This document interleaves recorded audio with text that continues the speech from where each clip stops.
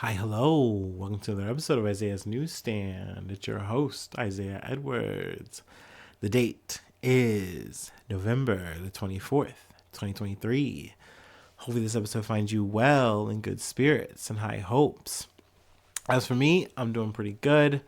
I will say my voice is shot. Let's get right into the cold front. I'm doing better, but we're still recovering. I think this weekend's just going to be a lot of R&R for me, and hopefully I can get to 100%. But let's get into the personal news other than that and the food corner. Thanksgiving was pretty fun. I had a really good time. Got to hang out with some family friends. Got to eat some yummy food. It was some turkey. It was some collard greens. It was sweet potato casserole. Some fresh homemade cranberry sauce.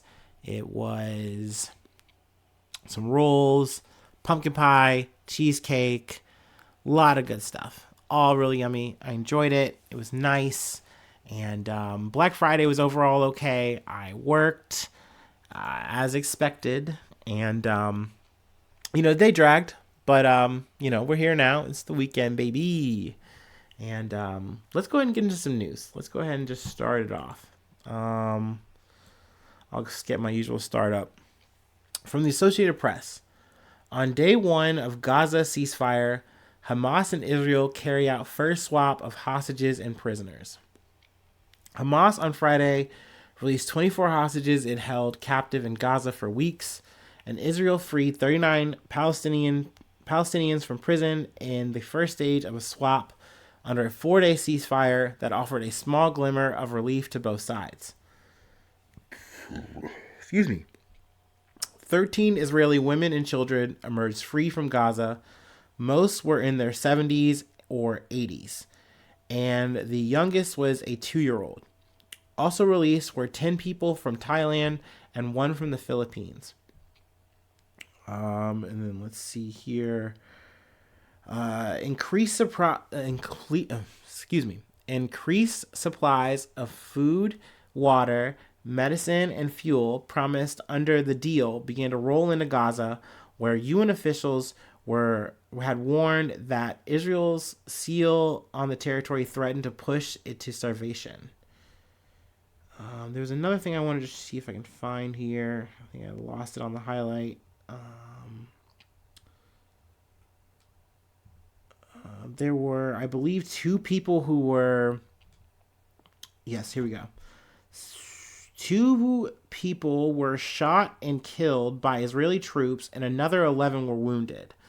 And that was Palestinians who were walking north on Friday, which is essentially, hey, we're supposed to be in a ceasefire, and nope, we told you guys, because they dropped leaflets saying, hey, don't leave this area.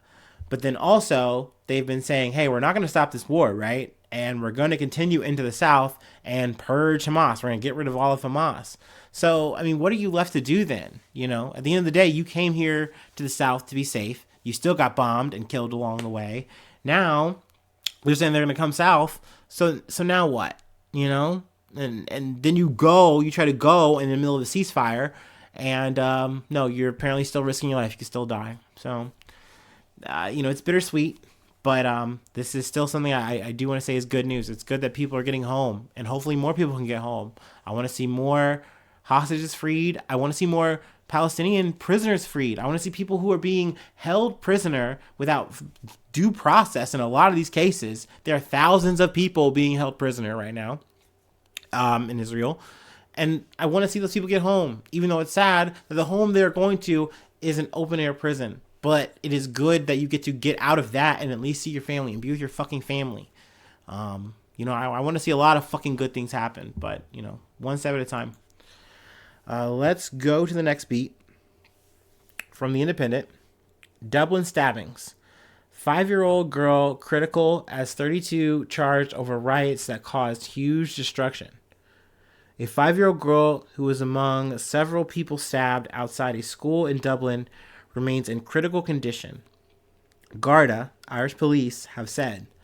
Some 32 people have been charged in connection to riots that broke out in the capital following the knife attack, which happened near the Gaelscoil Chastelet Murray Primary School on Thursday afternoon.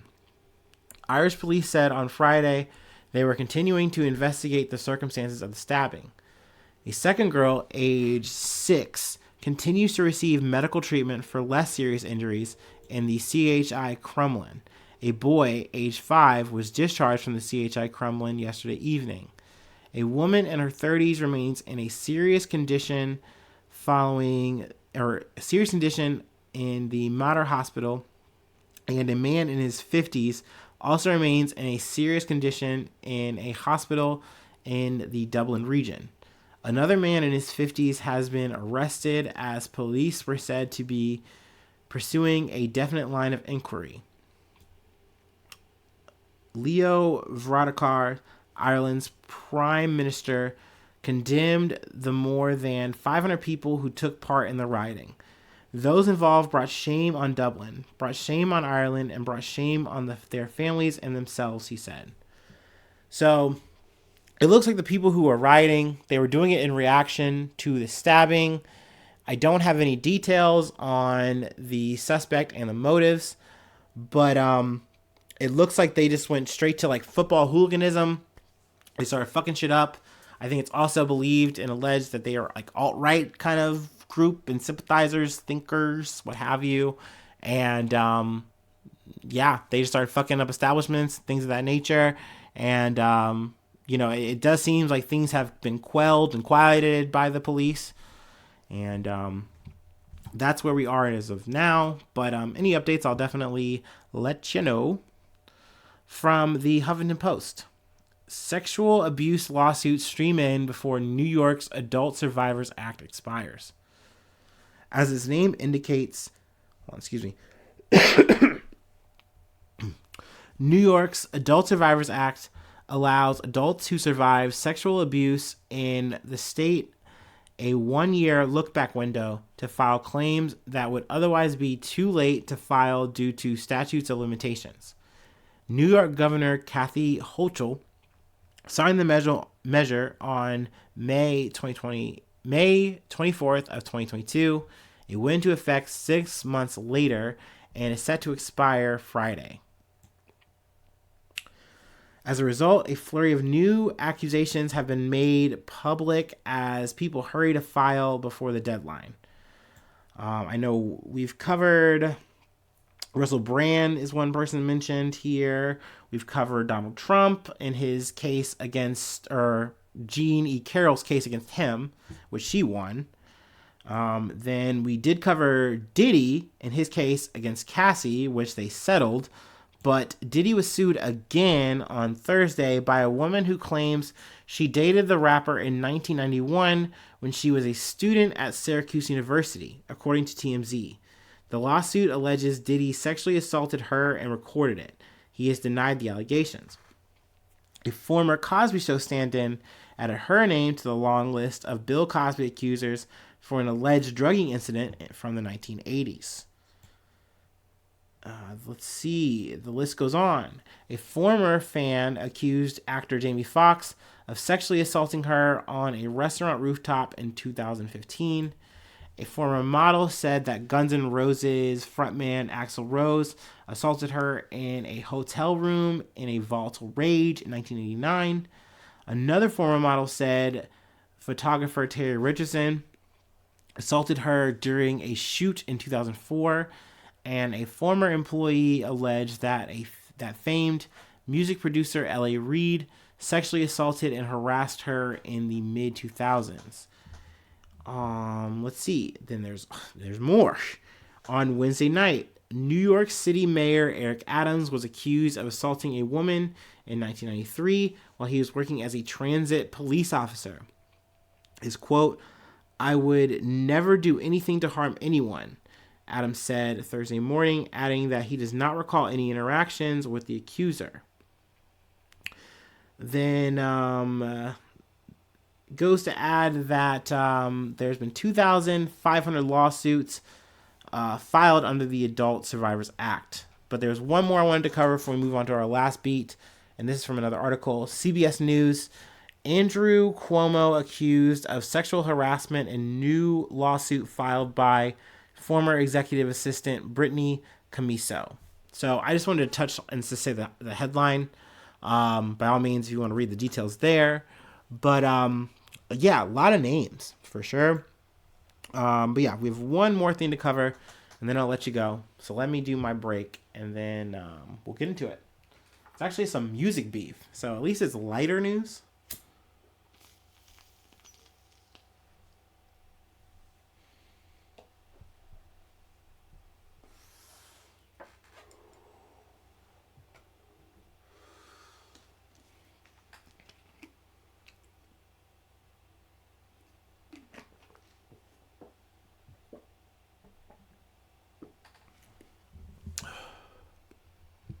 Okay. From The Guardian. Daryl Hall files lawsuit and restraining order against bandmate John Oates. The pop rock duo Hall and Oates are embroiled in a confidential lawsuit with details of the litigation sealed. Daryl Hall, the group's co-founder, is suing his former bandmate John Oates, according to Axios Nashville reporter Nate Rao, who first reported the suit. The suit by Hall is against Oates as an individual and Oates' trust. Let's see. The pair is known for many chart-topping hits, including Kiss on My List, Private Eyes, and Maneater. Private Eyes of those three are definitely my favorite.